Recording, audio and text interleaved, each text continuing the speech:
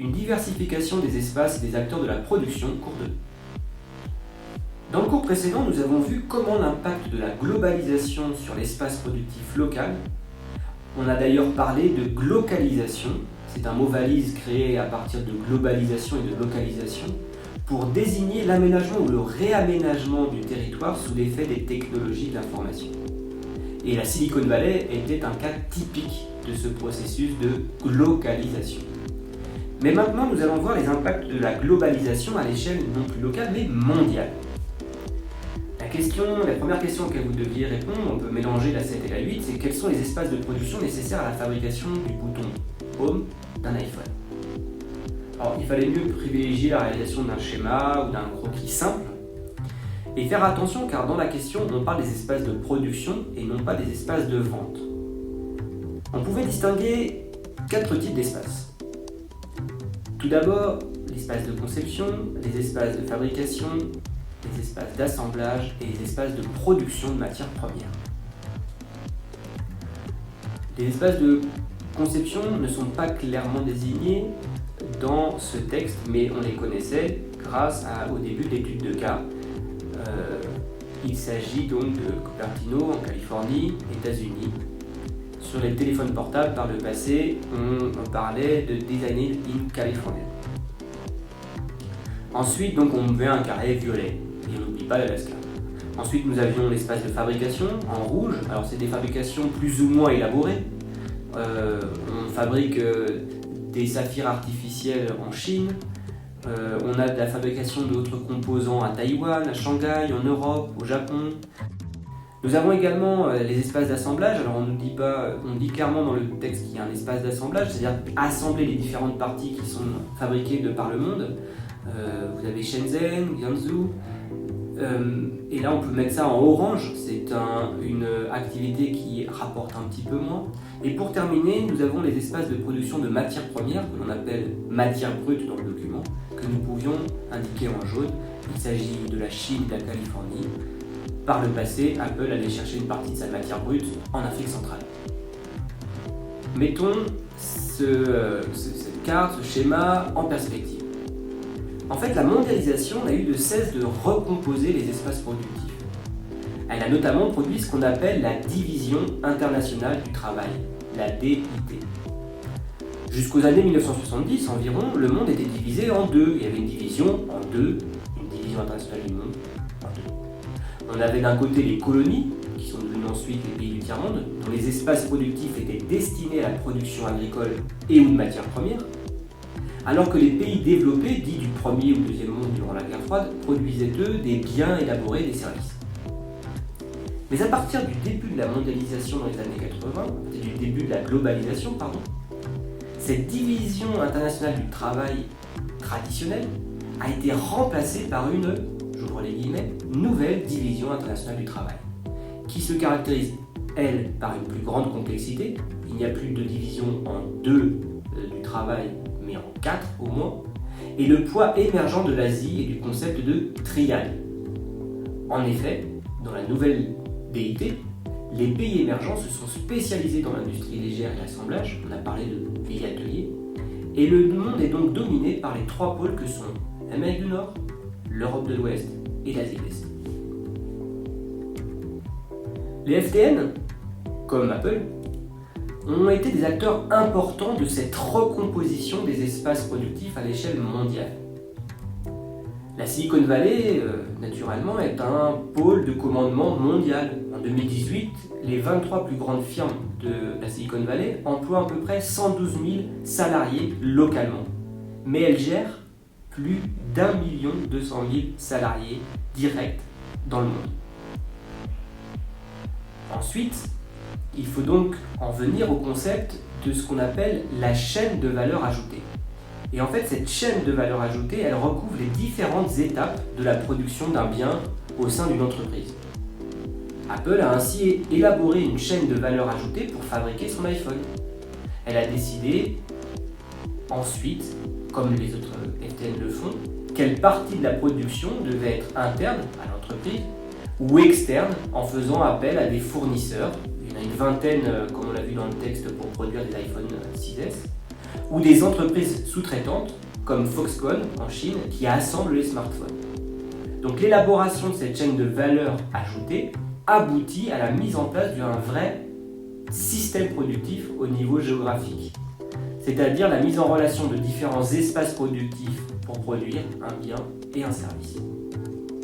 Vous deviez ici lire le grand 1 et le petit a, la division internationale du travail à l'échelle mondiale ou régionale.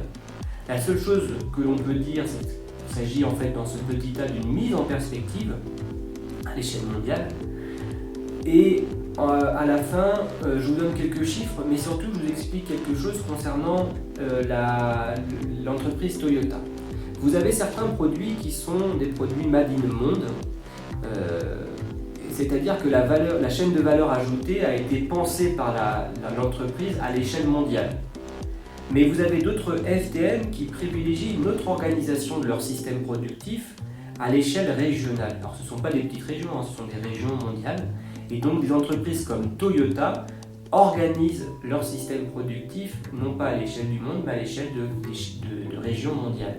C'est ainsi que vous avez des centres de coordination pour chaque région, des centres de recherche et développement pour chaque région et des entreprises de fabrication et d'assemblage pour chaque région.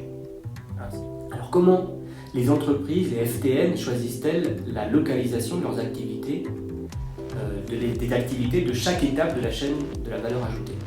Elles le font en fonction d'abord de ce qu'on appelle les avantages comparatifs de chaque territoire qui sont mis en concurrence à l'échelle mondiale, des prix du transport, du protectionnisme de certains marchés et de la nécessité de s'adapter à des marchés qui ne sont pas encore globaux.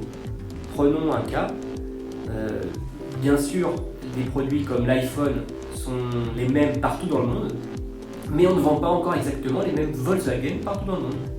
Ainsi la Golf, qui partage la même plateforme que la Polo, que l'on trouve par exemple en Europe, bien la Golf est une automobile qui est fabriquée au Brésil, mais qui a des spécificités qui sont destinées au seul marché latino-américain. C'est là qu'on pouvait lire le petit b, les facteurs de localisation. Question maintenant numéro 6, oui on fait les questions dans le désordre, ça peut paraître un peu plus cohérent. Relevez 2 chiffres qui illustrent la puissance financière et politique des GAFA. Alors d'abord, on peut prendre pour exemple Apple qui a une capitalisation financière de plus de 1000 milliards. C'est la première entreprise du monde à dépasser les 1000 milliards à la bourse. Et l'ensemble des capitalisations financières des GAFAM représente plus de 4000 milliards. Alphabet et Microsoft ont chacune une capitalisation financière équivalente au PIB des Pays-Bas. Donc on voit bien par ces chiffres différents l'importance financière, la puissance financière des GAFAM. Mais ces GAFAM ont aussi une puissance politique.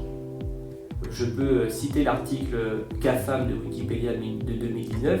Les GAFAM ont énormément d'influence dans le monde occidental. En 2017, les GAFAM dépensent ensemble la somme record de 50 millions de dollars dans lobbying auprès du gouvernement américain. En Europe, Microsoft et Google sont parmi les entreprises américaines qui dépensent le plus en matière de lobbying auprès de la Commission européenne. Alors on le voit, elles font aussi ces GAFAM du lobbying en France, comme on peut le voir sur ce dessin de presse. Les FTN dominent l'économie mondiale. Certaines donc ont des capitalisations financières supérieures à des pays qui sont des pays développés ou des pays émergents. Et ils utilisent une partie de leur argent pour influencer et ainsi développer leur puissance en s'adressant directement aux décideurs politiques et notamment, comme on voit sur ce dessin de presse, au président de la République. Elles font donc du lobbying à Washington et à Bruxelles, auprès de la Commission européenne, mais pas officiellement à Paris, puisque en France, c'est juridiquement interdit. On voit bien que dans la pratique, c'est différent. En réalité, elles utilisent aussi cela pour lutter contre certaines menaces. Alors, quelles menaces? On va le voir dans la question numéro 9. Quelles menaces pèsent sur la Silicon Valley? Il y en a 2 types. La première, c'est la concurrence des grandes entreprises chinoises. Les BAT, Baidu, Alibaba, Tencent, qui affichent une croissance boursière et commerciale très forte.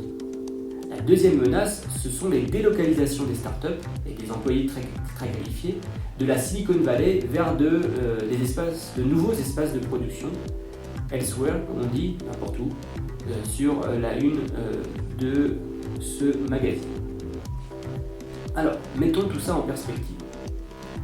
La nouvelle DIT repose sur une hiérarchisation des espaces productifs, entre les espaces centraux, que sont les pôles de commandement, comme la Silicon Valley, et les espaces de production de matières premières à l'autre bout de la chaîne.